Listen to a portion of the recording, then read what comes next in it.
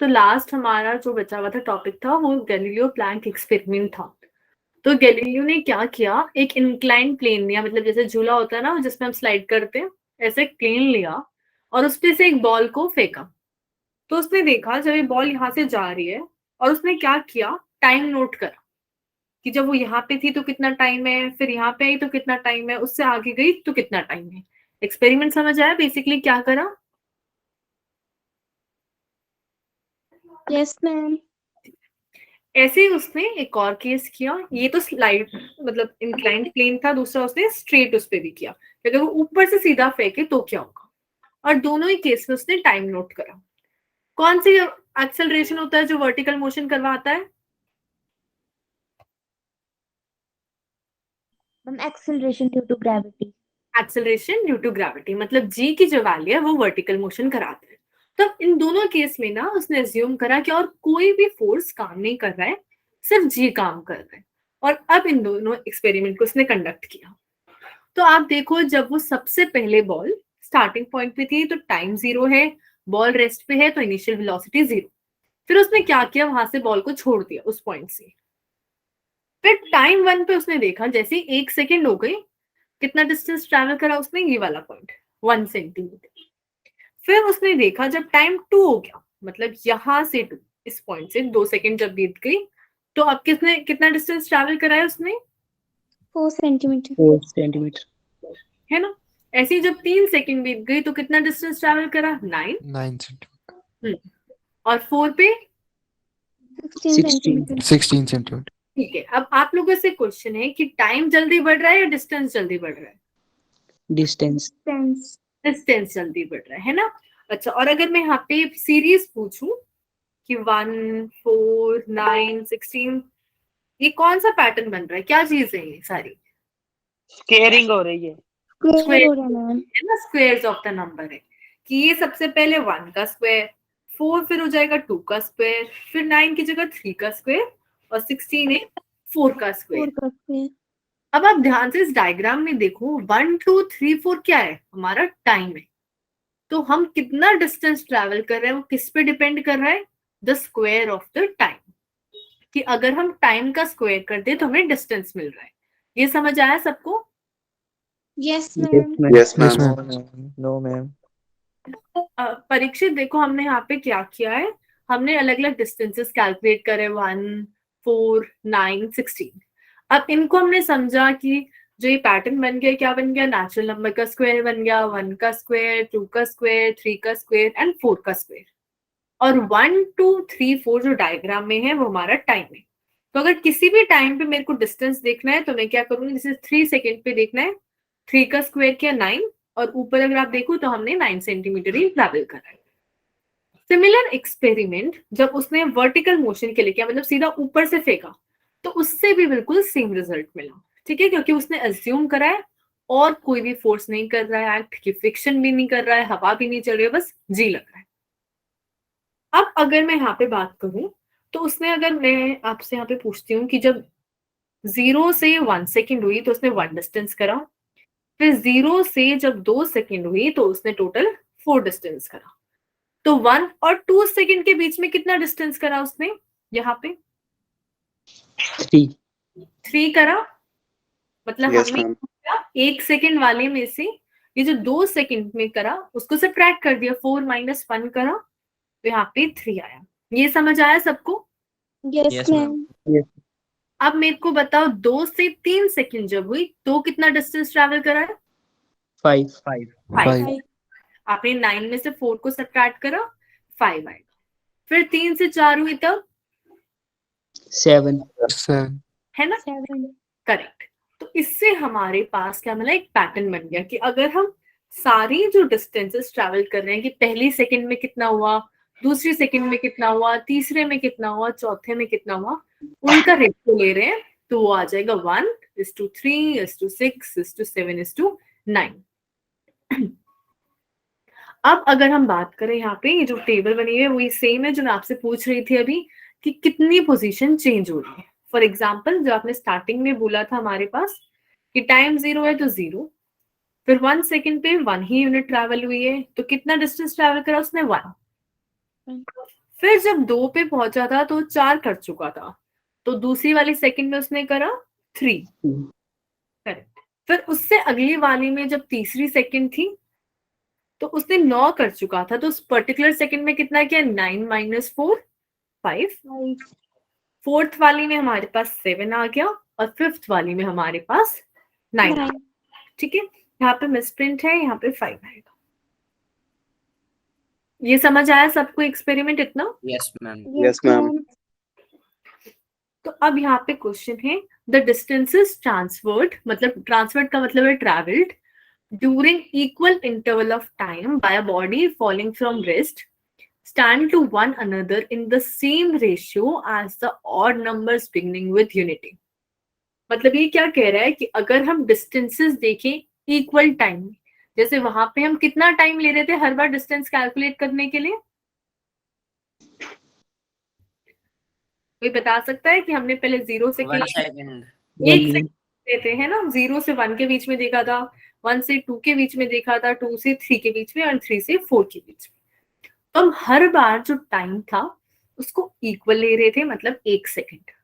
और इन सारे केस में हम डिस्टेंस कैलकुलेट कर रहे थे, तो हमारे पास रेशियो आ रहा था 1:3:5:7:9 एंड सो ऑन। और ये सारे क्या है? ऑड नंबर है ना। तो अगर हम डिस्टेंसेस कैलकुलेट करें और उनका रेशियो लें तो एक ऑड नंबर का पूरा पैटर्न बन जाएगा। नेक्स्ट टर्म क्या हो जाएगी 9 के बाद? 11। 11. करेक्ट। अब ये आ कैसे रहा है? अगर हम मैथमेटिकली इसको समझें तो हमारे पास सेकेंड इक्वेशन ऑफ मोशन क्या होती है? S is equal to UT plus half AT square.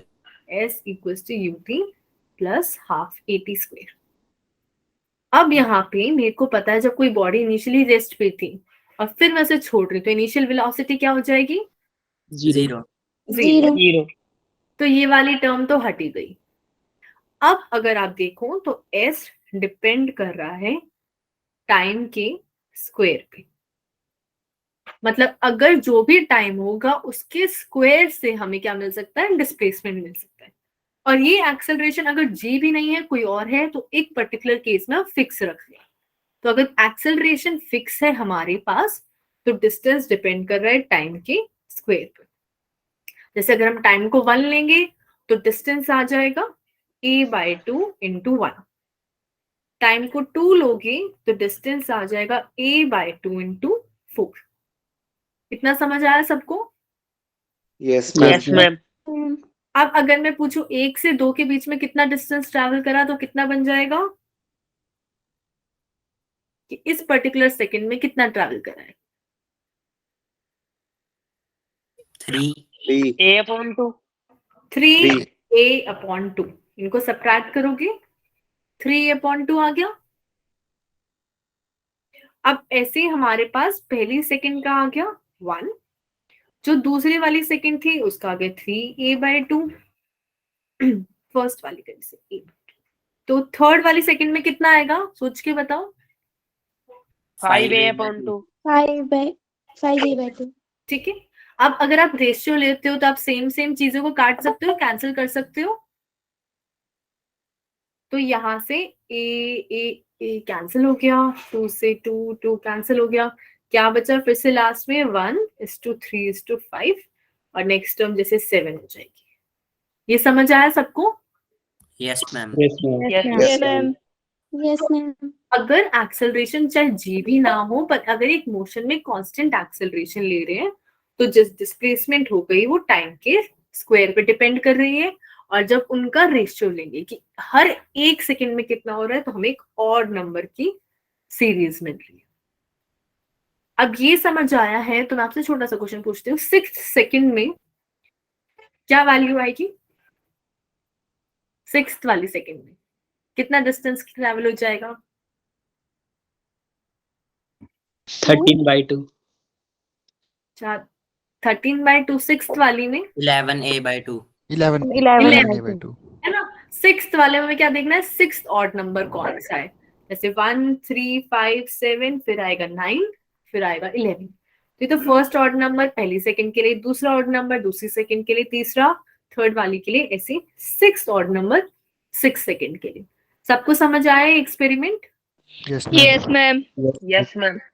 तो हमने इससे दो चीजें प्रूव करी, एक तो जो रेशियो होता है वो ऑड नंबर्स आता है, दूसरा टाइम ज्यादा बढ़ रहा है या डिस्टेंस ज्यादा बढ़ रहा है, Distance. Distance. डिस्टेंस ज्यादा बढ़ रहा है, और कितनी पावर से बढ़ रहा है, Square. Square. ठीक है। ओके, अब मैं ना आज आप लोग को M1D का असाइनमेंट सेंड कर दूंगी, तो उसमें अगर आपको अभी तक कोई भी, अच्छा मैं एक बार इसमें लास्ट फॉर्मूला है वो एक्सप्लेन करती हूँ।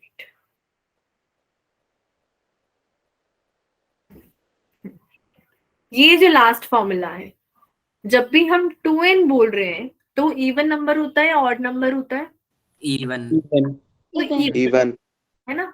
और Even. अगर इसमें से मैं इवन नंबर में से, जैसे फॉर एग्जांपल 8 है, उसमें से कोई ऑड नंबर माइनस करूं तो आंसर ऑड आएगा या इवन आएगा, Odd. Odd. Odd. ऑड आएगा, है ना। तो यहाँ पे हमने क्या किया है, अगर आप कोई भी केस लो, यहाँ पे 2n में से हमने ऑड नंबर माइनस किया है। फॉर एग्जाम्पल अभी 3 और 1 कैसे आया, अगर आप लिख रहे हो जैसे 9 और 11, दोनों में कितना गैप है, दो. दो का, दो. है ना। अगर मैं किसी भी पोजीशन पे अगर इवन नंबर की बात करती हूँ तो वो जाते हैं 2n। अब अगर मैंने उसमें से क्या किया, 3 माइनस किया, तो फॉर एग्जाम्पल मेरे को 9 आ रहा है। अब 9 में मेरे को कितना आगे चलना पड़ेगा कि 11 मिले, 2. 2. 2 डिस्टेंस आगे चलना पड़ेगा। तो अगर मैं इस वाली वैल्यू में +2 कर दूंगी तो मेरे पास आएगा 2n-1। तो अगर हमने एक फर्स्ट वाली टर्म को 2n-3 लिखा है तो नेक्स्ट वाली टर्म हो गई 2n-1। और आप इसमें अगर आप पुट करके भी देख सकते हो तो हमारे पास ये कंडीशन सेटिस्फाई हो रही है। जैसे अगर आप पुट करोगे n की कोई भी वैल्यू, फॉर एग्जांपल n की वैल्यू पुट करते हैं 4, तो 8-3 आ जाएगा 5, और नेक्स्ट वाली टर्म क्या हो जाएगी 7. 7, है ना। 8-1 7। तो आप ऐसे रेशियो निकाल सकते हो, और ये लास्ट वाला फॉर्मूला उसको समझा रहे। किसी को डाउट है इसमें? No, ma'am. No, ma'am. No, ma'am. अब कितने स्टूडेंट्स ने टेस्ट नहीं दिया था, हैंड रेज कर दो, या फिर जिसने दिया था वो हैंड रेज कर दो, नहीं देने वाले कर दो। ईशु, अनन्या, चेतन, सिर्फ 3 बच्चों ने नहीं दिया था।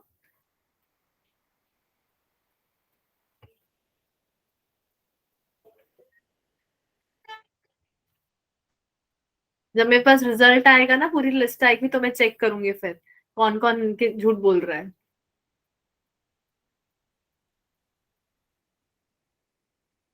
सिर्फ 4 स्टूडेंट्स हैं जिन्होंने नहीं दिया। एकता, आपने क्यों नहीं दिया?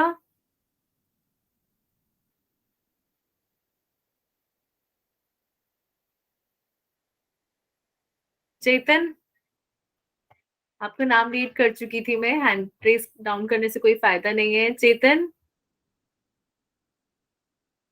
अब नहीं बोलेगा कोई।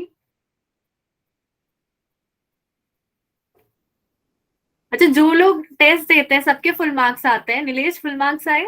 No, ma'am. 44 आए सिर्फ. सिर्फ 44 है, कितने में से? 180 में से. ये तो बहुत ऐसा स्कोर आपने किया, मेरे को आपसे ज्यादा एक्सपेक्टेशन थी। नीलेश, क्या हुआ? मैथ्स वाला मुझे अच्छे से समझ नहीं आता. अच्छा, मैथ्स वाला नहीं समझ आता है। ओके, मैम मैथ्स का तो मेरे को भी आता, बट मैंने स्कूल में पढ़ा है तो मैंने वहीं से किया। अच्छा कोई बात स्कूल नहीं। वाला जरा हेल्प नहीं हुई स्कूल वाले से. पर नीलेश, आपने टेस्ट दिया ना, आपको नहीं आ रहा था समझ, फिर भी यस मैम. आपके 44 मार्क्स आए। टेस्ट तो 180 का था। दिव्या ने अच्छा स्कोर किया, बट आप देखो, सब नोटिस कर रहे हैं, नीलेश ने फिर भी टेस्ट दिया चाहे कितने भी मार्क्स आ रहे थे, ताकि उसे समझ आ रहा है कि ठीक है मैथ्स में प्रॉब्लम आ रही है तो वो मैथ्स में ज्यादा मेहनत कर सकता है। आप लोग टेस्ट नहीं करोगे तो कैसे पता चलेगा? मैं असाइनमेंट सेंड कर देती हूँ, सॉल्यूशंस आ जाते हैं, आप देख के समझ लेते हो, पर खुद से जब तक नहीं करोगे और आप प्रॉपर टेस्ट नहीं दोगे आपको नहीं पता चलेगा। तो प्लीज ईशु, आप भी, एकता, चेतन और बाकी स्टूडेंट्स जिन्होंने हैंड रेज नहीं करा और टेस्ट भी नहीं दिया, सबसे रिक्वेस्ट है, कितने भी मार्क्स आ रहे किसी के पास नहीं जा रहे आपके मार्क्स। और मैंने शायद पहली बार ही पूछा है क्लास में कितने मार्क्स आए, तो मैं ये डिस्कस भी नहीं करूंगी नेक्स्ट टाइम से, अगर आप लोग को प्रॉब्लम है, बट प्लीज टेस्ट दो। Yes, ma'am. Yes, ma'am. 1 घंटा निकाल सकते हो पूरे दिन में, इतनी फैसिलिटी है कि आप पूरे दिन में कभी भी टेस्ट दे सकते हो। और क्या चाहिए? मैम 2 घंटे का था। मैम 2 आवर्स का था। 2 घंटे का था। फोन में कितनी देर गेम खेलते हो? नहीं खेलते। मैं 1 घंटा भी नहीं। बिल्कुल नहीं खेलते हो? No ma'am. अच्छा, बीटीएस नो मैम। दिव्या तो बीटीएस बिल्कुल नहीं देखती है। नहीं मैम, देखती हूँ। तो सब लोग प्लीज टाइम निकाल के थोड़ा सा टाइम कर सकते हो। ये लग रहा है टाइम नहीं, रात को दे दो 10 बजे, तब तो इतना इम्पोर्टेंट, या सुबह जल्दी उठ जाओ, शादी में जाना है, कहीं भी फंक्शन में जाना है। कंजर्वेशन लॉ स्टार्ट करते हैं। ये आपका यहीं से टॉपिक मिस है ना, कपीश सर के वहां से?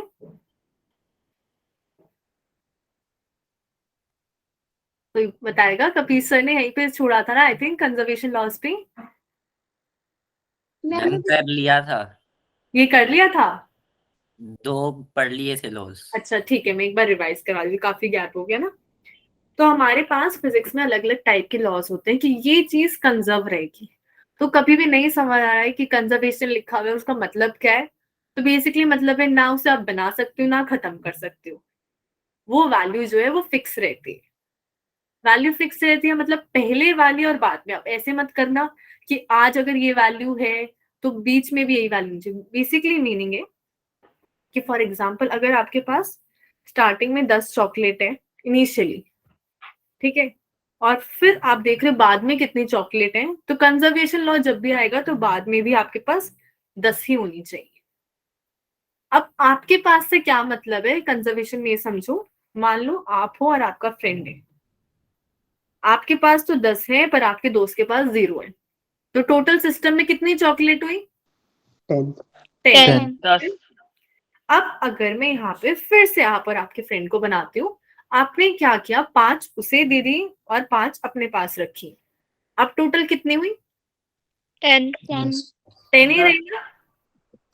तो जब आप ये बात कर रहे हो कि टोटल या कोई भी वैल्यू चेंज नहीं होनी चाहिए, तो जरूरी नहीं है उस पर्टिकुलर चीज में ही रहे। जैसे जरूरी नहीं था कि आपके पास हमेशा पूरी टाइम 10 रहे, इस पूरे सिस्टम में जिसमें आप था, आपका दोस्त था और चॉकलेट्स थी, उसमें जो टोटल वैल्यू है वो सेम रहनी चाहिए। ये समझ आया? Yes, ma'am. Yes Yes, ma'am. अगर फॉर एग्जाम्पल मैं यहाँ पे बोलूं आपके पास 10 है, ये आप और आपका फ्रेंड है, ये 0 है। साहिल बोलो। अच्छा, मैम गलती हो गई। It's okay. और अगर मैं यहाँ पे बोलूं आपके पास तो 8 है, आपके पास, आपके फ्रेंड के पास 2 थी और एक उसको उसके एक और फ्रेंड ने दे दी, 3 होगी। अब क्या कंजर्व हो रही है chocolates? no, ma'am. No ma'am. नहीं हो रही है ना, क्योंकि यहाँ पे टोटल 10 हो गई, पर यहाँ पे राइट साइड में टोटल 11 हो गई। 11। तो स्टार्टिंग में जितनी वैल्यू थी वो बाद में सेम नहीं है। Okay.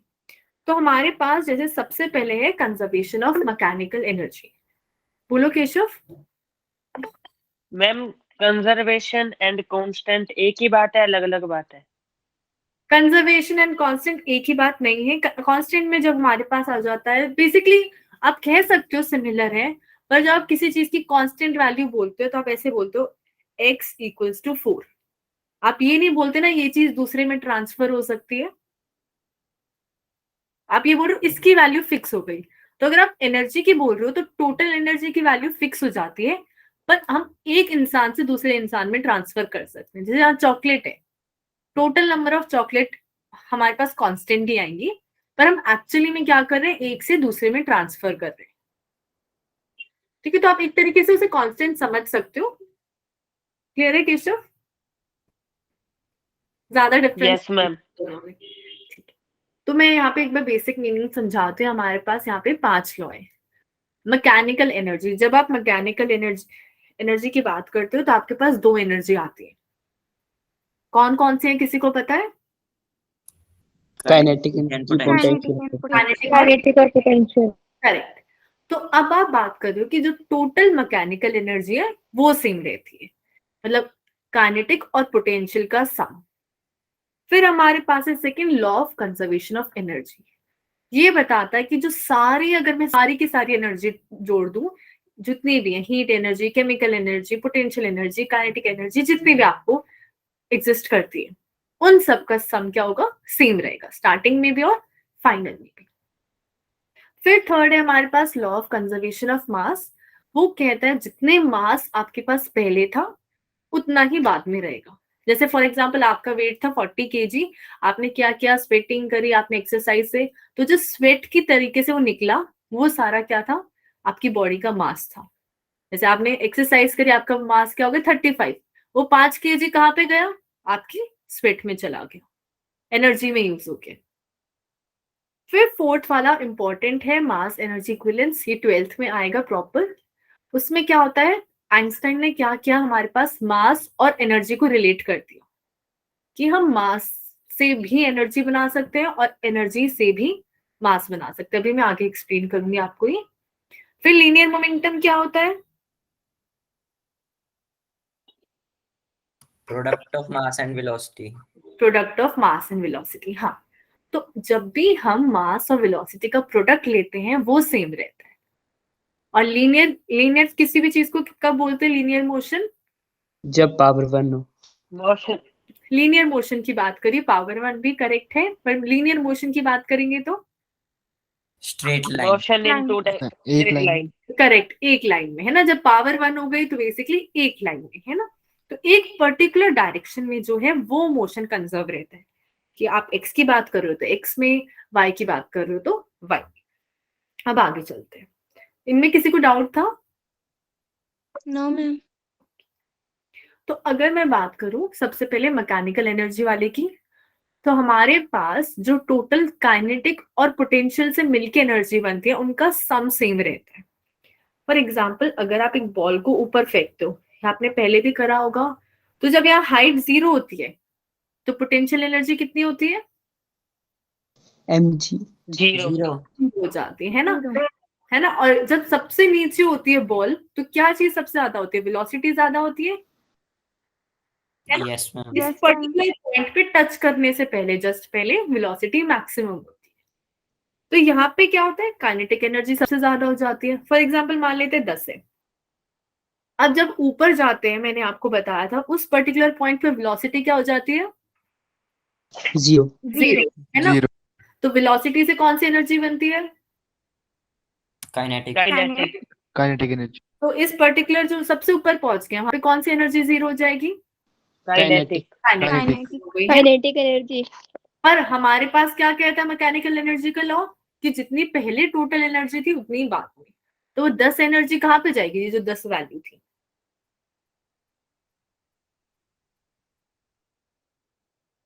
कहाँ पे जानी चाहिए? अगर लॉ क्या कहता है, काइनेटिक और पोटेंशियल की वैल्यू फिक्स होनी चाहिए। अब यहाँ पे हमारे पास पोटेंशियल तो है ही नहीं, जब ए पॉइंट पे हम लोग, यहाँ पे सिर्फ काइनेटिक है, तो दोनों का सम हो गया 10 + 0 10। अब इस ऊपर वाले पॉइंट पे अगर मैं बात करूं तो काइनेटिक एनर्जी तो 0 हो गई, तो पोटेंशियल एनर्जी कितनी होनी चाहिए, 10। 10। 10 होनी चाहिए। हाँ, क्योंकि उन दोनों का सम क्या हो रहा था, कांस्टेंट। मतलब k + p की वैल्यू 10 होनी चाहिए थी। अब आप लोगों ने बताया इस पॉइंट पे काइनेटिक एनर्जी तो 0 हो गई, तो पोटेंशियल एनर्जी कितनी हो जाएगी, 10 हो जाएगी। 10। अब ऐसे अगर मैं बीच में किसी पॉइंट पे पहुंच जाऊं जहां पे काइनेटिक एनर्जी 2 है, तो पोटेंशियल एनर्जी कितनी होगी, 8। 8। 8 हो जाएगी, है ना। समझ आया है सबको? Yes Yes, ma'am. Yes ma'am. Ma'am. ये ध्यान में रखना, जैसे जैसे हाइट बढ़ती है कौन सी एनर्जी बढ़ती है, पोटेंशियल। जैसे जैसे हाइट कम होगी कौन सी एनर्जी बढ़ेगी, काइनेटिक। काइनेटिक। और इन दोनों की सम की वैल्यू हमेशा क्या रहती है, टोटल कांस्टेंट। कांस्टेंट। इसी में एक और एग्जांपल करते हैं। चलो, अगर मैं पेंडुलम लेती हूँ, पेंडुलम पता है सबको, yes ma'am. Yes ma'am. Yes ma'am. करते हैं ना। अब वो पेंडुलम एक पर्टिकुलर हाइट तक ऊपर जाता है, यस मैम। यस मैम इस हाइट तक ऊपर गया, तो बताओ इस बी पॉइंट पे कौन सी एनर्जी होगी, पोटेंशियल। पोटेंशियल है ना। Potential energy. Potential energy. और ये जब पॉइंट है जब उसकी हाइट मिनिमम हो गई, तब कौन सी एनर्जी होगी? Kinetic Kinetic. Kinetic energy. Very good. सबको क्लियर है ये? Yes ma'am. Yes, ma'am. Okay. ये चीज यहाँ पे है कि हमारे पास क्या है। अब law of conservation of energy की जब हम बात करते हैं, तो फॉर एग्जाम्पल अगर मेरे पास क्या था, स्टार्टिंग में कुछ पोटेंशियल एनर्जी थी, मान लेते हैं 30, और अब हम सिस्टम की बात कर रहे हैं जहां पे मैकेनिकल एनर्जी क्या है, टोटल 30 है इस पर्टिकुलर पॉइंट पे। अब यहाँ पे अगर मैं आई तो मेरे पास मान लेते हैं अब काइनेटिक एनर्जी हो गई 30, पर अगर मैं इस पर्टिकुलर पॉइंट की बात करूं जो सबसे ऊपर है, मान लेते कोई और एनर्जी भी थी उसके पास जो जिसकी वैल्यू थी 5, और यहाँ पे तो ये 5 आ ही नहीं रहा है, ना तो 30 आ रहा है, तो 5 एनर्जी कहाँ जाती है? कंजर्वेशन ऑफ एनर्जी ये कहता है कि जो सारी एनर्जीज को जोड़ू तो उनका सम क्या होना चाहिए? सेम रहना चाहिए। तो ये जो 5 एनर्जी थी वो हमारी या तो साउंड में कन्वर्ट हो गई, हीट में कन्वर्ट हो गई, या लाइट में। फॉर एग्जाम्पल जब दो गाड़ियों की टक्कर होती है ना, तो दोनों के अपने पास बहुत तेज वेलोसिटी है, एक 100 की आ रही है, एक 90 की आ रही है, और दोनों की टक्कर हो गई। उसके बाद वेलोसिटी क्या होती है टक्कर होने के बाद? Zero. जीरो। जीरो हो जाती है ना। सारी एनर्जी कहाँ चली गई? वो सारी क्या हुआ? केमिकल एनर्जी, जो हीट बनी, जो अलग अलग कोलिजन हुआ, केमिकल रिएक्शन हुआ, साउंड आई, उसमें कन्वर्ट हो जाती है। तो एनर्जी कभी भी कहीं खत्म नहीं होती है, वो बस दूसरे फॉर्म में कन्वर्ट हो जाती है। क्लियर है सबको? Yes Yes, ma'am. Yes, yes ma'am. Ma'am. Yes, ma'am.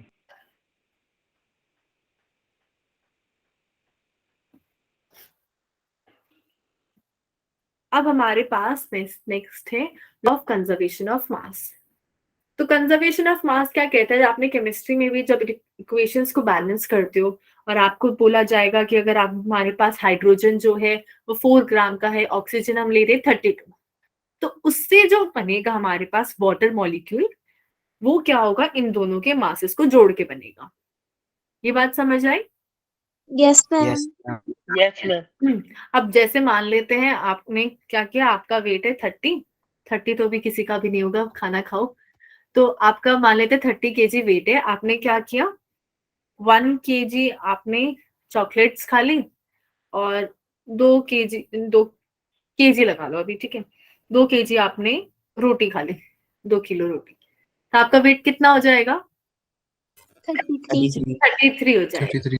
है ना। मतलब आपने क्या किया, जो टोटल मास था आप उनको अलग अलग लेके खड़े हो जाओ, कि आप एक हाथ में चॉकलेट्स लेके खड़े हो, एक हाथ में रोटी लेके खड़े हो, जब उन्हें खा लो उसके बाद देखो तो वो सारे एक ही बॉडी में चला गया, तो टोटल मास जो है वो सेम रहेगा। ये लॉ क्लियर है? Yes ma'am. Yes, ma'am. Okay. तो फिर हमारे पास है मास एनर्जी इक्विवेलेंस। अब यहाँ पे क्या हुआ, फिजन और फ्यूजन पता है किसी को? फ्यूजन ब्रेकिंग होता है। फिजन ब्रेकिंग होता है तो दिख रहा है, ठीक है। फ्यूजन, इकट्ठा। हाँ फ्यूजन आप कह सकते हो इकट्ठा, है ना। जैसे अगर मेरे पास ए बी सी है फिर से, और ये ए बी सी, अगर मैं बी और सी को जोड़ के कोई चीज बनाती हूँ तो उसको हम कहते हैं फ्यूजन, कि दो चीजों को हमने जोड़ा और हमें फाइनल कुछ मिला, तो इसे हम बोलेंगे फ्यूजन। और अगर मैं एक चीज से दो चीजें बना दी, मतलब उसके टुकड़े कर दिए दो पार्ट्स में, उसे क्या बोलेंगे? फिजन बोलेंगे। फ्यूजन। ठीक है, ये दोनों क्लियर है सबको? Yes ma'am. ओके। अब एक्चुअली में होता क्या है मास एनर्जी इक्विवेलेंस? आप सबको पता है एटम क्या होता है? Yes ma'am. उसमें ये भी पता है इलेक्ट्रॉन्स कितने होते हैं, प्रोटॉन्स कितने होते हैं, न्यूट्रॉन्स Yes, कितने ma'am. होते हैं, यस है ना। मैम। अगर आप उन सबका सम लोगे ना कि कितने इलेक्ट्रॉन है, कितने प्रोटॉन है और कितने न्यूट्रॉन है, जैसे फॉर एग्जांपल मैं छोटा सा एग्जांपल देती हूँ, यहाँ पे मान लेते हैं आपके पास एक एटम है जिसमें 5 प्रोटॉन है, 5 इलेक्ट्रॉन है और 5 ही न्यूट्रॉन है। कौन सा एटॉमिक नंबर है यहाँ पे? एटॉमिक नंबर क्या हो जाएगा? 5 हो जाएगा, है ना। कौन सा एलिमेंट होता है ये? बोरोन। Boron. बोरॉन होता है, वेरी गुड।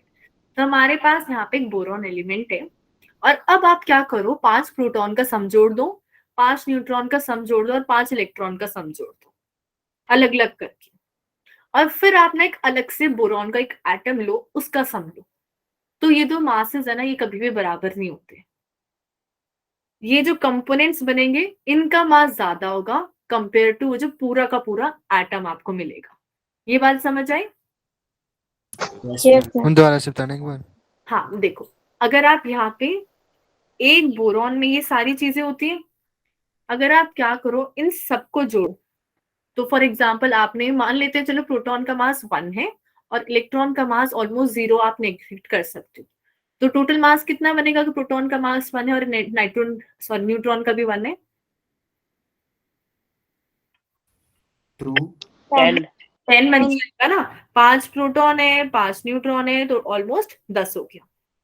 पर जब आप एटम का मास देखोगे ना एक बोरॉन का, तो वो आएगा ऑलमोस्ट 9.98 या कुछ।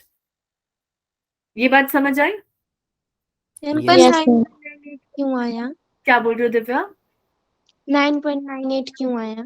ये जो बचा हुआ मास है ना, वो एनर्जी में कन्वर्ट हो जाता है, कि इतनी एनर्जी लगी इस एटम को बनाने में। समझ आया दिव्या? Yes ma'am. इसी को कहते हैं मास एनर्जी इक्विवेलेंस, कि हम अगर अलग अलग कंपोनेंट्स लेंगे और उनका मास देखेंगे और फिर जो एटम बना उसका मास देख रहे हैं, तो दोनों में एक डिफरेंस आता है।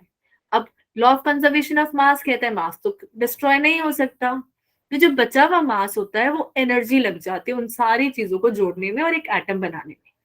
समझ आया सबको? yes, ma'am. मैम। इशू आपको क्लियर है? आपने पूछा था। Yes ma'am. तो ऐसे ही जब हमारे पास फिजन होता है, ये तो था केस फ्यूजन का, हम जोड़ के बना रहे हैं।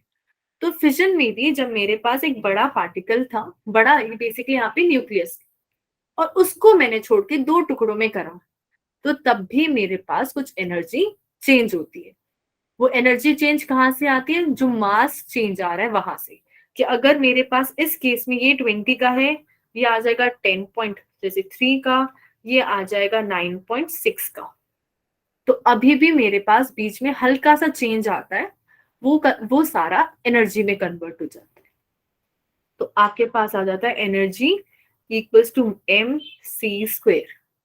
ये m क्या होता है? जो भी दो चीजों में डिफरेंस है, कि पहले आपके पास 10 का था, अब आपके पास 9.99 का है, तो वो जो 0.001 है, ये वो मास होता है कि कितना चेंज हुआ, वही एस एनर्जी में कन्वर्ट हो जाता है। समझ आया किसी को? Yes ma'am. Yes, ma'am.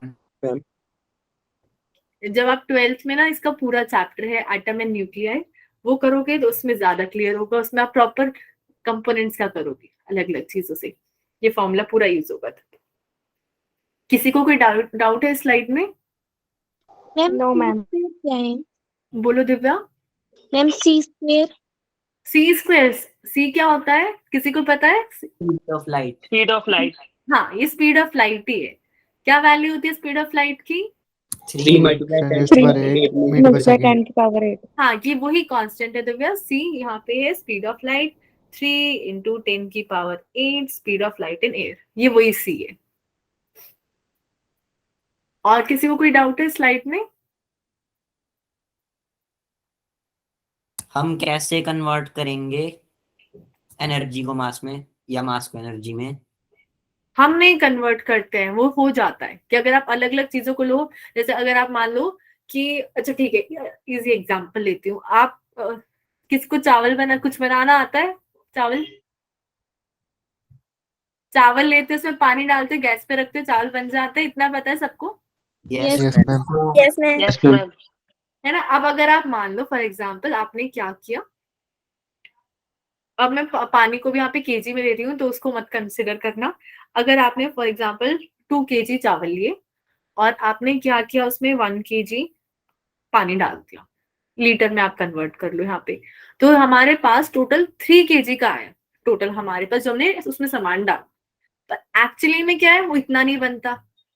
क्यों? क्योंकि जब हमने उसे गैस पे रखा तो कुछ स्टीम निकल रही है ना? Yes, ma'am. वो स्टीम क्या आती है? हमारी हीट एनर्जी जो निकल चुकी है, तो वहां पे चली जाती है वो एनर्जी और वहां पे वो मास आ जाता है। क्लियर है Nilesh? Yes, ma'am. Yes ma'am. ठीक है, तो हम नहीं करते हैं वो अपने आप। जब हम दो चीजों को जोड़ के बनाते हैं तो कुछ ना कुछ मास का लॉस हो जाता है, या फिर ऐसी किसी बड़ी चीज के हम छोटे छोटे टुकड़े कर रहे हैं तब लॉस हो जाता है। और किसी को डाउट है स्लाइड में?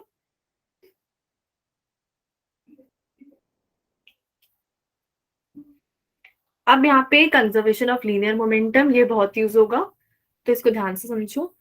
अगर मेरे पास मान लो यहाँ पे एक बॉल है मास m की, और वो v वेलोसिटी से जा रही है, और अभी दूसरी बॉल है वो रुकी हुई है, रेस्ट पर है। अब ये बॉल क्या कर रही है, इसको टक्कर मार रही है। अब टक्कर जब मारेगी तो क्या हुआ, हमारे पास ये वाली बॉल फॉर एग्जाम्पल मान लेते रेस्ट पे आ गई, और जो दूसरी वाली बॉल थी वो v वेलोसिटी से मूव करने लग गई। सिचुएशन समझ आई है सबको? Yes ma'am. तो ये हमारे पास क्या है, इनिशियल सिस्टम है कि पहले क्या था जब दोनों की टक्कर नहीं लगी थी, और ये क्या है हमारे पास, फाइनल सिस्टम। फाइनल। हाँ, अब कंजर्वेशन ऑफ लीनियर मोमेंटम क्या कहता है कि जो दो बॉडीज कोलाइड कर रही हैं, जितना उनका पहले मोमेंटम था उतना ही बाद में रहेगा। तो यहाँ पे हमने मास सेम लिखा है। अगर मेरे पास इनका मास अलग अलग होता कि ये m1 मास से है, इसकी इनिशियल वेलोसिटी u1, दूसरी बॉडी m2 मास से है, इनिशियल वेलोसिटी u2, तो ये इन दोनों का स्टार्टिंग में मोमेंटम आ गया। अब मैंने आपको पहले ही बताया था कि आप एक चीज का नहीं देखोगे, आप पूरे सिस्टम का देखोगे। तो इनिशियल लीनियर मोमेंटम इनके सम से बनेगा। ये समझ आया सबको? Yes ma'am. Yes ma'am. ऐसे ही जब फाइनल वाला ले रहे हो आप, तो अगर हमारे पास वही मास तो चेंज नहीं होगा बॉडी का टक्कर लगने के बाद, और ये फर्स्ट वाली v1 से जा रही है, ऐसे ही जो दूसरी वाली है m2 वो v2 से जा रही है। अब इन दोनों को जोड़ के फाइनल बन रहा है। और ये कंजर्वेशन लॉ क्या कहते हैं, अगर हम सिस्टम सेम ले रहे हैं, मतलब वही दो बॉडीज कंसिडर कर रहे हैं, तो ये दो वैल्यू क्या हो जाएंगी, इक्वल हो जाएगी। क्लियर है सबको ये? Yes Yes, ma'am. ma'am. तो फॉर एग्जाम्पल अगर मेरे पास एक बॉडी ना रेस्ट पे है, अब ये ना दो टुकड़ों में टूट गई, ए एंड बी, तो रेस्ट पे है तो इसका मोमेंटम कितना होना चाहिए, 0। जीरो। है ना, 0 होना चाहिए। और इसका मास है 10, इसका मास 5, इसका मास 5, दोनों बराबर टुकड़े में टूट गई। अब मोमेंटम कंजर्व करने के लिए मैं आपको दो ऑप्शन देती हूँ, इनकी वेलोसिटी सेम डायरेक्शन में होनी चाहिए या अपोजिट डायरेक्शन में? ऑपोजिट। अपोजिट। Opposite. अपोजिट होनी चाहिए, है ना, ताकि जो दोनों से मोमेंटम बनेगा मास इनटू वेलोसिटी, वो क्या हो जाएगा, एक का अगर +1 है तो एक का -1, टोटल कितना आ जाएगा, जीरो। 0, है ना। तो अगर रेस्ट से कोई बॉडी दो टुकड़ों में टूटी तो अपोजिट डायरेक्शन में जानी चाहिए, ताकि मोमेंटम क्या हो गया, कंजर्व हो गया। अब इसमें इंपॉर्टेंट पॉइंट क्या है, अगर आपके पास कोई बॉडी है वो ऐसे टक्कर मार रही है, और उसके बाद एक बॉडी ऐसे गई ऊपर की तरफ और एक बॉडी ऐसे गई, तो जब आप कंजर्वेशन लॉ लगाओगे ना, तो आप एक बारी में एक ही डायरेक्शन की बात कर सकते हो, क्योंकि हम यहाँ लीनियर मोमेंटम कंजर्व कर रहे हैं। तो अगर आप एक्स वाली डायरेक्शन में देख रहे हो तो सबका एक्स वाला कंपोनेंट ही देखोगे, और अगर आप वाई वाले की बात कर रहे हो तो सबका वाई वाला कंपोनेंट। ये समझ आया, Yes, ma'am. है ना। जैसे अगर हमने जो रेजोल्यूशन ऑफ वेक्टर में पढ़ा था कि कोई भी कंपोनेंट है, फॉर एग्जांपल यहाँ पे जो ऊपर ये वाला कंपोनेंट है, इसको मैं दो पार्ट में तोड़ सकती हूँ ना, एक इस डायरेक्शन में और एक उस डायरेक्शन में। तो जब इस डायरेक्शन की बात करोगे तो आप इसका लोगे और ये वाला कंपोनेंट, और जब आप वर्टिकल वाले की बात कर रहे हो तो सिर्फ एक ही चीज है हमारे पास, ये वाला। आगे जब चैप्टर आएगा लॉज ऑफ मोशन उसमें ज्यादा क्लियर होगा। बेसिक मतलब समझ आया है? Yes, ma'am. Yes ma'am. Okay, किसी को कोई डाउट है इस पेज पे?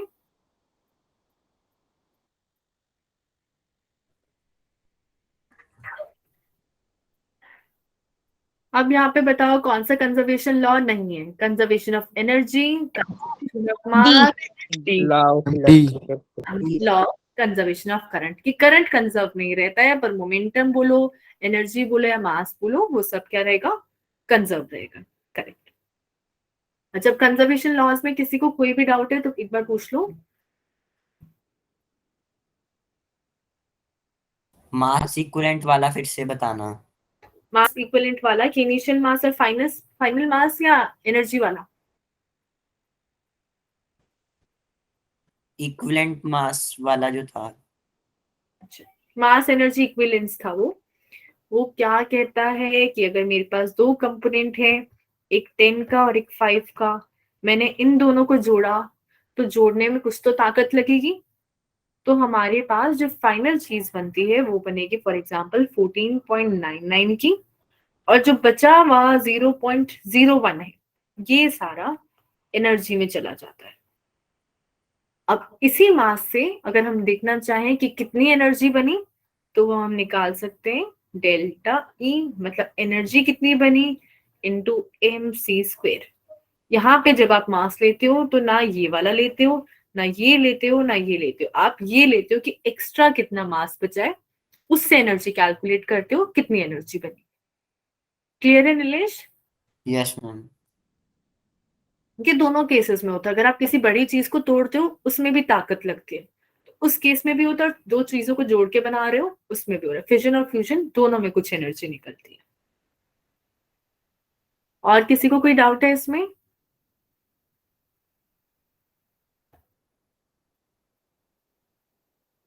किसी को डाउट नहीं है?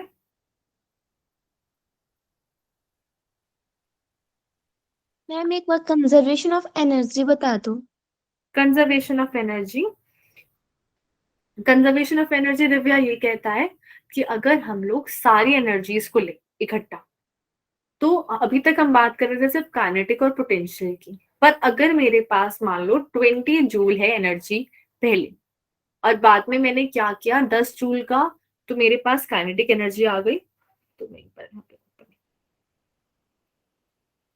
फॉर एग्जाम्पल अगर मेरे पास 20 एनर्जी पहले थी किसी भी इंसान के पास, और उसने कुछ काम किया, उसके बाद इसके पास सिर्फ 10 जूल एनर्जी बची, तो बची हुई 10 कहाँ जाती है? वो किसी फॉर्म में कन्वर्ट हो जाती है, एनर्जी की फॉर्म। तो हो सकता है जो हम स्टार्टिंग में एनर्जी देख रहे थे वो कोई और एनर्जी, जैसे पोटेंशियल एनर्जी, और ये बात वाली भी पोटेंशियल एनर्जी है, पर सिर्फ पोटेंशियल थोड़ी होती है एनर्जी, बहुत सारे टाइप की होती है। तो हो सकता है जो बची हुई 10 थी वो हीट में चली गई, साउंड में चली गई, केमिकल में चली गई, किसी भी दूसरे फॉर्म में जा सकती है। तो हम स्टार्टिंग में भी अगर हम ऐड करें सारी केमिकल, पोटेंशियल, हीट एनर्जी, उन सब का सम, और बाद में भी उन सबको जोड़ें, तो उसकी वैल्यू जो होती है वो सेम रहती है। क्लियर है दिव्या? Yes ma'am. बोलो केशव। मैम आपने बोला जैसे हमने दो चीजों को 10 और 15 जोड़े तो वो पूरे 15 नहीं आएंगे, मतलब कुछ ना कुछ कम वैल्यू आएगी। और उसके बाद जब हम, आपने बोला कि जब हम कोई दो चीजें रिएक्ट कर रहे हैं कंजर्वेशन ऑफ मास में, जैसे कोई 10 ग्राम हाइड्रोजन ऐसे कुछ भी रिएक्ट करनी है, हाँ, तो वो प्रोडक्ट से एकदम सेम आता है रिएक्टेंट, तो वो क्यों होता है, उसमें क्यों डिफरेंस नहीं आता? उसमें क्या है, देखो जब न्यूक्लियस बनाओगे ना तो अलग चीज होती है, वो आप एक मॉलिक्यूल बना रहे हो H2, वो मोस्टली जो केस होता है न्यूक्लियस के केस में होता है कि आपने दो न्यूक्लियाई को लिया, उनको जोड़ के एक नया आपने चीज बनाया, नया एलिमेंट बनाया, उसमें होता है केस। ठीक है, आप अगर मैम तो इसमें क्यों चेंज हुआ? इसमें क्यों नहीं चेंज हुआ? क्योंकि देखो जब न्यूक्लियस में, हाँ बोलो। इसमें भी 20 का 19 आ जाना चाहिए था। इसमें भी 20 का 19 आ जाना चाहिए था। जब हम लोग मॉलिक्यूल बनाते हैं, हाइड्रोजन और ऑक्सीजन बॉन्ड बनाता है, वो बॉन्ड ही बनाता यस मैम। है ना? Yes ma'am. ऐसा तो नहीं कर रहे एक ही न्यूक्लियस में पहले 5 न्यूट्रॉन थे, 5 प्रोटॉन थे, अब इसी में मैं 2 और प्रोटॉन डाल रही हूँ, ऐसा नहीं करते हैं हम। उनको बस एक बॉन्ड बन जाता है, वो जुड़ जाते हैं। पर जब मैं एक एक के न्यूक्लियस से बदल रही हूँ कि ऑलरेडी उसमें 5 प्रोटॉन थे, अब मैं उसमें 2 और घुसा रही हूँ, तो प्रोटॉन प्रोटॉन क्या करते हैं? रिपेल। रिपेल करते हैं ना। एक्स्ट्रा ताकत लगानी पड़ेगी जब मेरे को न्यूक्लियस बदलना है। पर जब नॉर्मल बॉन्ड बन रहा है उसमें तो ऐसा कुछ भी नहीं हो रहा है, एक नॉर्मल सा बॉन्ड बन रहा है, ना इसका न्यूक्लियस अलग हो रहा है ना उसका न्यूक्लियस। अगर मैं इनको तोड़ूंगी भी तो एक हाइड्रोजन मिल जाएगा और एक ऑक्सीजन। ये समझ आया केशव? Yes ma'am. तो जहां पे हमारे पास एक्स्ट्रा एफर्ट लगाने पड़ते हैं चीज को बनाने में कि हमें कुछ और ही बनाना है, उस केस में वो हो रहा है। और कोई डाउट है इसमें किसी को? मैम कोवलेंट तो बॉन्ड तो समझ में आ गया, पर ओ टाइप के बॉन्ड्स भी होते हैं, आयोनिक वगैरह वगैरह। अगर आप किसी भी बॉन्ड को देखो, हम एटम नहीं बदलते हैं। आप कोई सा भी बॉन्ड देखो तो हमने क्या किया, यहाँ से एक इलेक्ट्रॉन भेज दिया इसमें, उसने उसको ले लिया, है ना। आयनिक बॉन्ड पे अगर आप देखोगे तो इसने एक आयन को लूज करा है, पर हाइड्रोजन हाइड्रोजन ही रहता है। ये जो हमारे पास एनर्जी मास वाला फॉर्मूला है, ये उस केस में होता है जब एलिमेंट ही बदल जाता है। जैसे अगर हम दो हाइड्रोजन को फ्यूज करवाते तो एक हीलियम बन जाता है, उस केस में हमारे पास कुछ लॉस होता है। क्लियर है केशव? मैम 2 हाइड्रोजन Yes, को ma'am. फ्यूज करा के हीलियम कैसे बनेगा? 2 हाइड्रोजन को फ्यूज करा के हीलियम कैसे बनेगा? हम उसमें एक्स्ट्रा एनर्जी भी लगाते हैं, प्रोटॉन्स भी देते हैं। सन में क्या होता है? फोटोन। क्या होता है? फोटोन। फोटोन। हीलियम गैस होती है पूरे सन में। Yes ma'am. हाँ, वो हीलियम कॉन्टिन्यूअसली फ्यूजन चलता रहता है सन के अंदर, इसलिए बनता जाता है। और इसीलिए सन इतना गर्म होता है, क्योंकि फ्यूजन में बार बार कुछ ना कुछ एनर्जी निकलती जा रही है। वो एनर्जी इतनी स्ट्रांग होती है, इसलिए सन इतना गर्म हो जाता है। उसमें भी फ्यूजन चलता है कॉन्टिन्यूस। और किसी को डाउट है इसमें?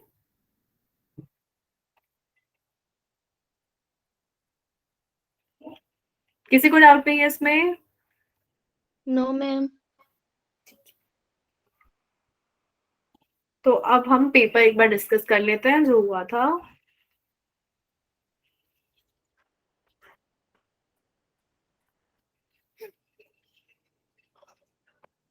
कितने लोगों को पेपर मुश्किल लगा?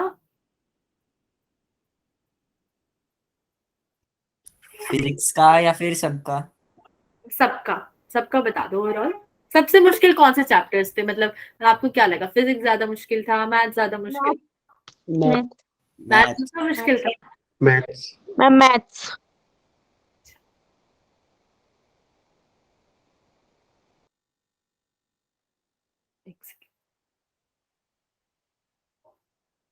अब जैसे यहाँ पे हमारे पास क्वेश्चन है, सबको दिख रहा है क्लियरली? Yes ma'am. तो क्लियरली तो आई थिंक नहीं दिख रहा होगा किसी को भी। मैम दिख रहा है। दिख रहा है? अच्छा ठीक है। तो जैसे फर्स्ट क्वेश्चन है, उसमें किस किस को प्रॉब्लम हुई? नीलेश, अनन्या, निशु। उसमें सबसे छोटी सी ट्रिक थी, आंसर ऑलरेडी क्वेश्चन में गिवन था, हमें बस सिग्निफिकेंट डिजिट्स लगानी थी। एंगल, रेडियस और आर्क में क्या रिलेशन होता है?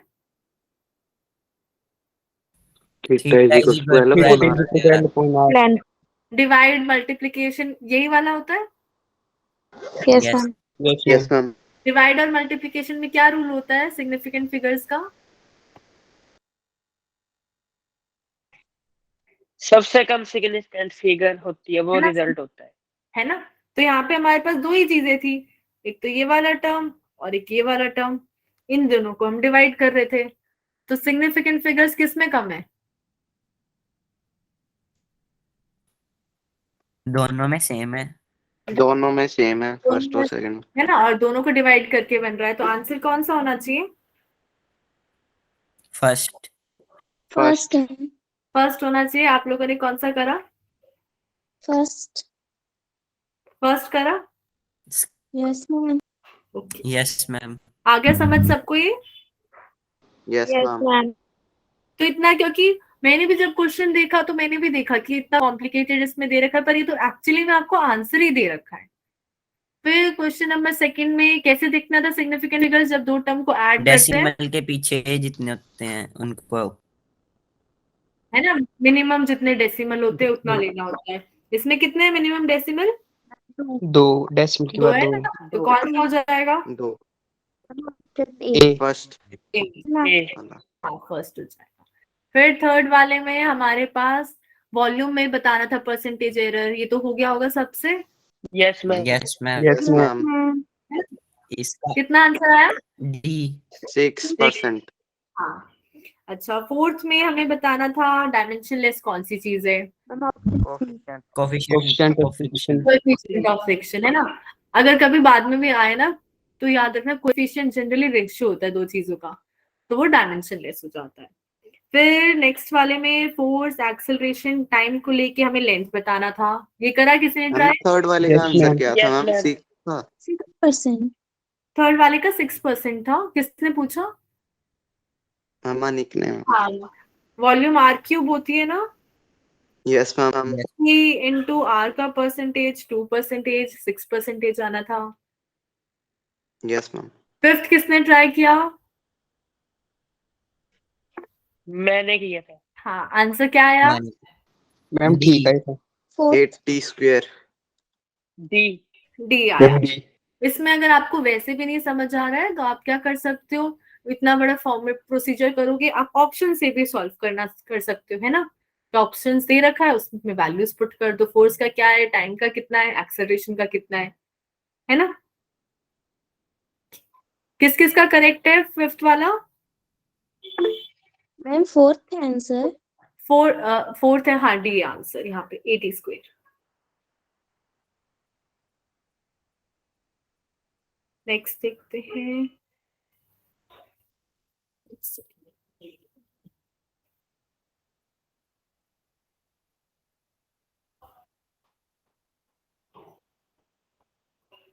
बाकी अच्छा,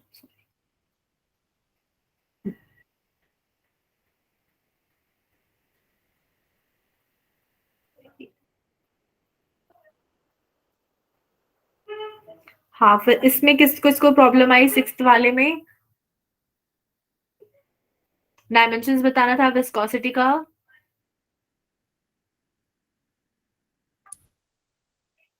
Yes, ma'am. आवाज आ रही है मेरी? Yes ma'am. Yes, ma'am. Yes ma'am. किस किस को प्रॉब्लम आई सिक्स्थ वाले में? किसी को भी नहीं आई problem? No No ma'am. Ma'am. No ma'am. अच्छा, चलो अच्छी बात है। सीधा प्रेशर का था डायमेंशन, फिर डिस्टेंस का स्क्वायर था, और डिनोमिनेटर में हमारे पास वेलोसिटी और लेंथ थी। क्वेश्चन नंबर 5 में परसेंटेज एरर निकाल लिया था सब लोगों ने। सॉरी, क्वेश्चन नंबर 7 में। Yes, ma'am. Yes ma'am. Ma'am एक बार बता दो क्या आएगा आंसर 7 का और 6 का भी। आंसर मैं एक सेकंड बता देती हूँ। क्वेश्चन नंबर 6 का है डी एंड 7th का भी डी है। हाँ, 7th वाले में तो निकालने के लिए आपको दोनों का परसेंटेज निकालना था, 0.5/8 इंटू 100, फिर दूसरे के लिए 0.2/4 इंटू 100, और इन दोनों का ऐड करना था, Yes, ma'am. है ना। Yes ma'am. ओके, फिर क्वेश्चन नंबर 8 वर्नियर से है, उसका क्या आंसर आएगा? मैम बता देना एक बार। मैम ये बता देना मैम कैसे करना था। कैसे करना था? 1 main scale, 8 centimetre. Least count बताना था, मैंने बताया था। इसका जो फॉर्मूला है बेसिकली, जैसे हम लोग ले रहे थे कि हमारे पास 10 मेन स्केल, 10 वर्नियर जब 9 मेन स्केल के इक्वल था, तो हमारे पास फिर हम एक वर्नियर की वैल्यू निकालते थे, वो 9/10 आती थी। याद है सबको? Yes, ma'am. Yes, yes ma'am. Ma'am. ऐसे यहाँ पे बोला गया है 1 main scale is a centimetre. तो अगर हम लोग कैलकुलेट करें यहाँ पे, तो 9/10 एक वर्नियर की वैल्यू आ गई। ये समझ आया सबको? Yes, yes ma'am. Yes, ma'am. अब अगर मैं यहाँ से एक मेन स्केल में से एक वर्नियर को माइनस करूं तो 1/10 आएगा। Yes ma'am. ये समझ आया? No, Yes, ma'am. ma'am. Yes, ma'am. Ma'am. एक सेकंड, मैं ना इसे जूम करके लिखती हूँ, कुछ जगह ही बहुत कम है। यहाँ पे लिखती हूँ, देखो। अगर हम लिख रहे थे, ये समझ आया सबको, 1 vernier equals to 9/10 of main scale, Yes, yes ma'am. ma'am. yes, ma'am. अब लीस्ट काउंट फाइंड करने के लिए एक मेन स्केल में से एक वर्नियर माइनस करते हैं। Yes, ma'am. अब मैं अगर 1 में से 9/10 माइनस करूंगी, 1/10 आएगा। Yes, ma'am. Yes, ma'am. Yes ma'am. Yes ma'am. और एक वर्नियर क्वेश्चन में दे रखा है मेन स्केल में, जब हम ले रहे हैं तो कितने सेंटीमीटर का है? ए सेंटीमीटर का है। तो यहां से आ जाएगा A/10। अब समझ आया? Yes, ma'am. Yes ma'am. Ma'am. Yes, ma'am. फिर क्वेश्चन नंबर 9th में द करंट वोल्टेज दे रखा है, हमें बताना है error in the value of current. ये कैलकुलेट करा था किसी ने? नहीं पता चला था नो मैम मैम, नहीं हो रहा था। मैम तुक्का ठीक था। तुक्का ठीक था? मैम तुक्का नहीं लगाया दिव्या? मैम तुक्का लगाया था सेकंड। अच्छा हम सेकंड। छोड़ दिया था हम ये। अच्छा वो भी डिस्कस करेंगे हम लोग। 10th वर्सेस स्क्रू गॉज का है। 11th वाला तो हो गया होगा, काइनेटिक एनर्जी का था, yes ma'am. Yes ma'am. Percentage formula था। 12th वाले में कितनी सिग्निफिकेंट फिगर्स हैं? 4 4 4 4 सिग्निफिकेंट फिगर्स है, करेक्ट। फिर 13th में डेंसिटी दे रखी है और हमें दूसरे सिस्टम में उसकी डेंसिटी बतानी थी, ये ट्राई करा था? Yes ma'am. हो यस गया? Ma'am. Yes ma'am. Yes ma'am. Okay. Question number 14th में हमें डेंसिटी में बताना था, हमारे पास वायर की लेंथ है, रेडियस है, मास है। डेंसिटी का formula mass upon M L volume. Mass minus upon volume. Mass upon volume. फिर क्वेश्चन नंबर 15 में कितने सिग्निफिकेंट फिगर्स होने चाहिए आंसर में? 4 4 होने चाहिए, है ना? करेक्ट। मैम एडिंग में तो बाद वाला देखते हैं, हाँ, एडिंग में। डेसिमल के बाद वाला देखते हैं। हाँ तो डेसिमल में अगर हम यहाँ पे देखें तो हमारे पास 9 सिग्निफिकेंट। हाँ correct। यहाँ पे जैसे लास्ट वाला ऑप्शन है नीलेश, इसमें 3 डेसिमल है ना? Yes ma'am. तो आप ऐड करोगे, हाँ ठीक है। सॉरी मेरी मेरी मेरे मिस। पास 6 है। क्या बोल रहे हो दिव्या? मैम इसका आंसर 6 आएगा। इन सबको आप अगर आप ऐड करोगे तो पहले वाली 2 टर्म्स में तो 436 227 और फिर लास्ट वाली में 0.30 क्या है? 301। हम 4 आ रहा है हम। 4 आएगा। 4 आया सबका आंसर इसमें? Yes ma'am. 4 कैसे आ सकता है? मैम मैम मेरा 6 डेसिमल के है। पीछे एक ही होना चाहिए, हम लेस ऐड देन किया था एस्टिमेट मैम। होगा। तो डेसिमल के पीछे एक ही होना चाहिए? यस मैम, मैम टोटल करके और 4 होने चाहिए टोटल। एक second। यहाँ पे जब आप ऐड करोगे इन्हें तो 32 70। मैंने एक्चुअली ऐड नहीं करा है इन्हें। 1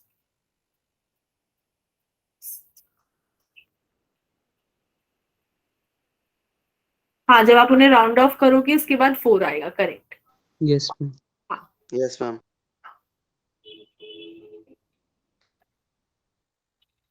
स्क्रू गॉज वाला हो गया था आप लोगों से? No ma'am. No ma'am.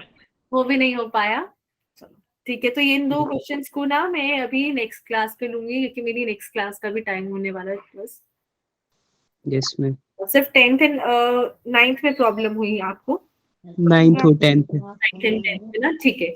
तो नेक्स्ट क्लास में इन 2 क्वेश्चंस को लूंगी और मैं असाइनमेंट आपको ना अभी थोड़ी देर में शेयर कर दूंगी, वो लोग ट्राई करके लाना, फिर उसको भी एक बार डिस्कस कर लेंगे। Yes yes ma'am. Ma'am. Yes ma'am. और कोई डाउट है अभी किसी को except these questions? No ma'am. No ma'am. No ma'am. Okay. Ma'am मेरे को 13th और 14th क्वेश्चन में भी डाउट है। 13 और 14 में भी डाउट है, ठीक है नीलेश, मैं वो भी ले लूंगी नेक्स्ट क्लास में।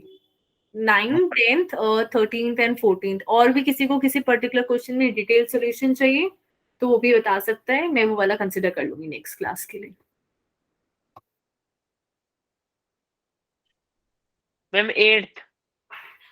8th वाला ठीक है। 8th 9th में नोट कर देती हूँ। 10 13 14। मैम ये वर्नियर कैलिपर और स्क्रू गेज एक बार दोबारा समझा दोगे अच्छे से? मैम तब पेपर थे हमारे। अच्छा तब पेपर थे तुम्हारे, ठीक है, मैं कल वाली क्लास में समझा दूंगी। और किसी को अगर पर्सनली कोई डाउट है तो मेरे को व्हाट्सएप कर देना, मैं वो भी क्वेश्चंस ले लूंगी क्लास में।